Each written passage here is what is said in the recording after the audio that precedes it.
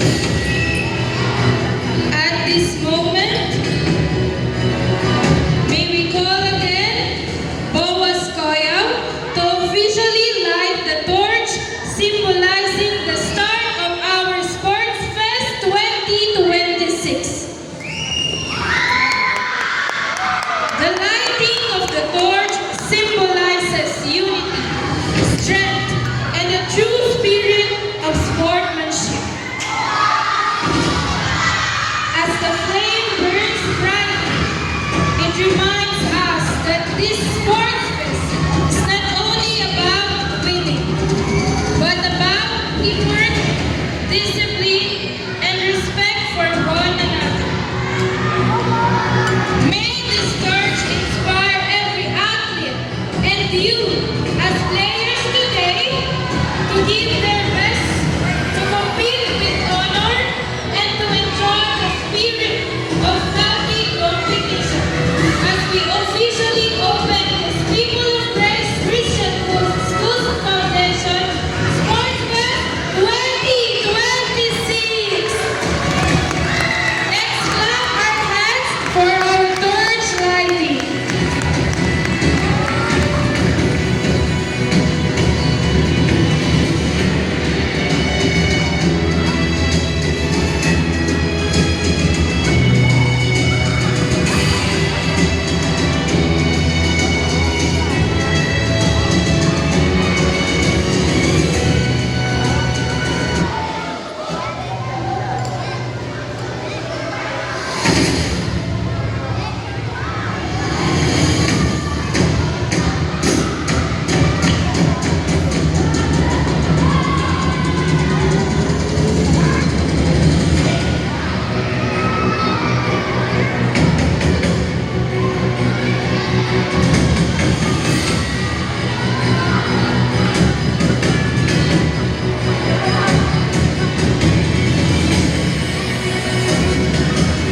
And to affirm fairness and integrity in all our games, may I now call on Caris Samantha Sangoyo to lead the oath of sportsmanship.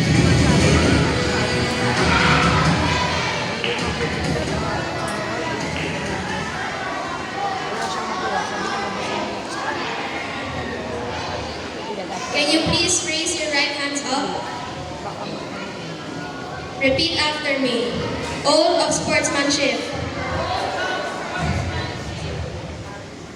Oath of sportsmanship. I state your name.